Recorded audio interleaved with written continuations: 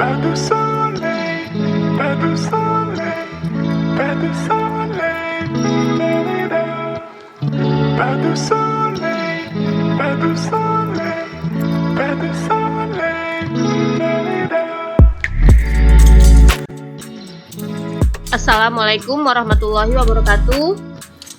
Masih bersama saya Sukma Laili.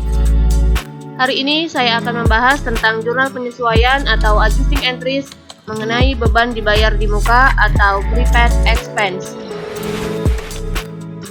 Bagaimana kabar kalian? Semoga dalam keadaan sehat walafiat.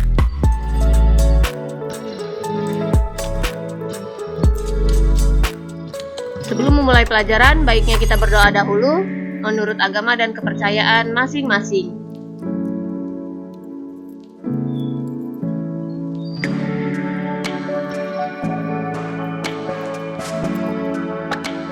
Beban dibayar di muka atau prepaid expense yaitu beban yang sudah dibayar perusahaan tetapi belum diakui sebagai beban pada periode yang bersangkutan karena mempunyai manfaat lebih dari satu periode akuntansi.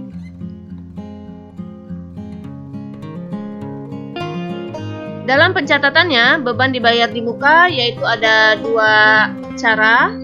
Yang pertama, pendekatan neraca atau harta. Lalu yang kedua, pendekatan laba rugi atau beban. Kita lihat bagaimana kedua cara ini akan membuat perbedaan dalam membuat jurnal penyesuaiannya.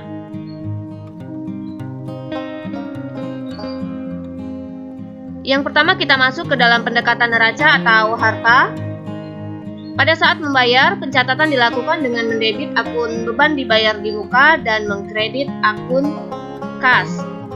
Jadi, apabila kita menggunakan pendekatan neraca atau harta, pada saat membayar biaya tersebut, perusahaan mencatat ke dalam akun beban dibayar di muka. Beban dibayar di muka ini termasuk kelompok golongan harta. Itu kenapa dinyatakan dengan nama pendekatan neraca.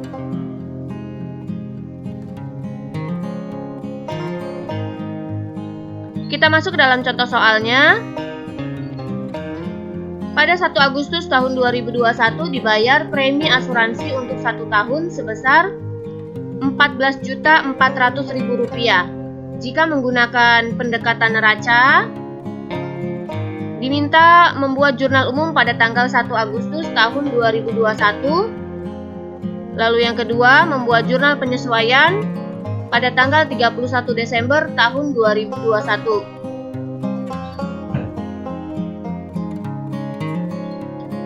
Kita masuk ke dalam jawaban yang pertama, yaitu membuat jurnal umum saat membayar tanggal 1 Agustus tahun 2021.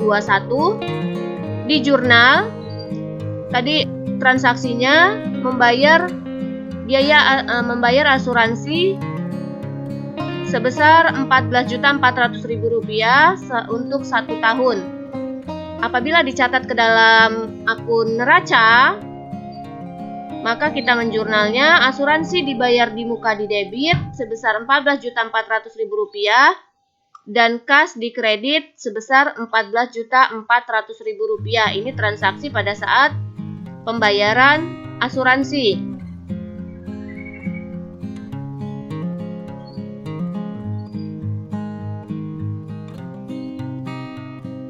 Lalu diminta jurnal penyesuaian pada tanggal 31 Desember 2021, yaitu karena kita sudah mendebit asuransi dibayar di muka di sebelah debit pada saat pembayaran asuransi, maka asuransi dibayar di muka pada saat di jurnal penyesuaian pindah ke sebelah kredit. Dan yang menjadi debitnya yaitu beban asuransi sebesar Rp6 juta. Dari mana Rp6 juta? Jadi di sini beban asuransi di debit berarti yang kita hitung yaitu yang telah menjadi beban. Maka penyelesaiannya, jumlah yang telah menjadi beban, yang telah dipakai atau yang telah jatuh tempo. Jumlah yang telah menjadi beban yaitu dimulai dari tanggal 1 Agustus saat transaksi sampai dengan 31 Desember tahun 2021 itu ada 5 bulan. Maka 14.400.000 dibagi 12 yaitu 1.200.000 karena pembayaran sebesar beban asuransi sebelumnya yaitu untuk 1 tahun, maka dibagi 12. Maka per bulannya 1.200.000. Yang telah menjadi beban yaitu dari 1 Agustus sampai 31 Desember ada 5 bulan.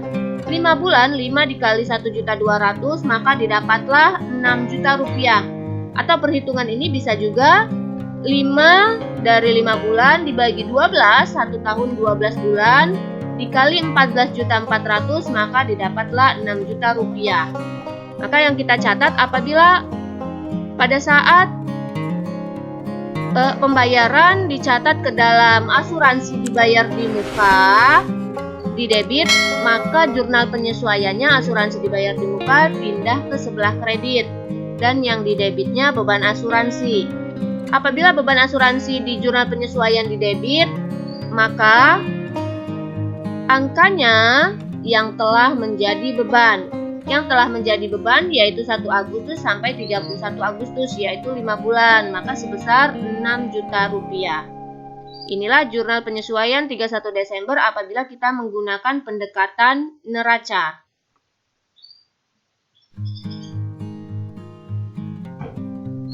Berikutnya, apabila kita menggunakan pendekatan laba rugi atau pendekatan beban, pada saat membayar pencatatan dilakukan mendebit beban dan mengkredit kas. Jadi kita mencatatnya akun beban.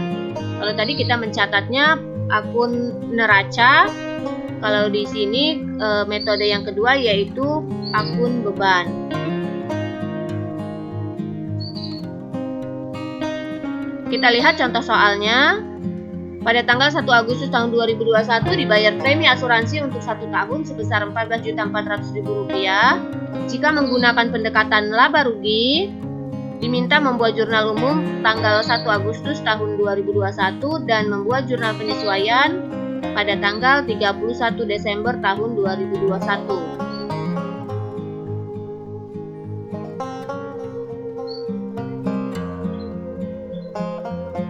Maka kita lihat penyelesaiannya. Jurnal umum saat membayar 1 Agustus tahun 2021. Yaitu di jurnal beban asuransi di debit Rp14.400.000 dan kas di kredit Rp14.400.000. Jadi ada perbedaan antara pencatatan menggunakan pendekatan neraca dengan pendekatan laba rugi. Apabila pendekatan beban atau laba rugi di jurnal pada saat membayar, yaitu jurnalnya beban asuransi di debit dan kas di kredit.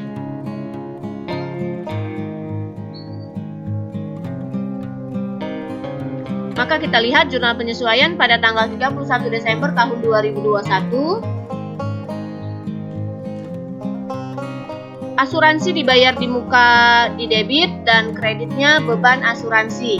Jadi ada perbedaan juga antara jurnal penyesuaian menggunakan metode neraca dengan metode laba rugi. Jadi di sini yang di debitnya asuransi dibayar di muka dan di kreditnya beban asuransi. Kenapa begitu? Kita lihat perhitungannya. Untuk penyelesaiannya, apabila jurnal penyesuaiannya asuransi dibayar di muka di debit, maka angkanya yang belum menjadi beban atau yang belum terpakai. Jadi penyelesaiannya jumlah yang menjadi beban atau jumlah yang belum menjadi beban atau yang belum dipakai yaitu dimulai dari 1 Januari tahun 2022 sampai 31 Juli 2022, yaitu ada 7 bulan. Jadi yang belum terpakai sebanyak 7 bulan. 7 bulan ini 14.400.000 dibagi 12 didapat 1.200.000, maka beban per bulannya.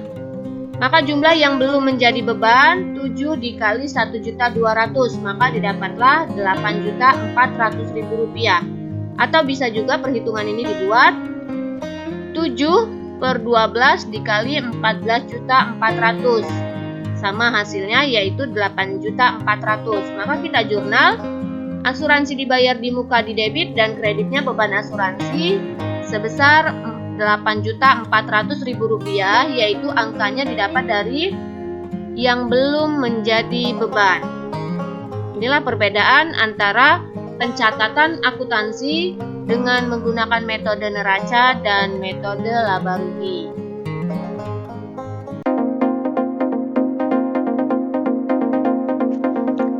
Sekian pembelajaran kita hari ini tentang jurnal penyesuaian beban dibayar di muka.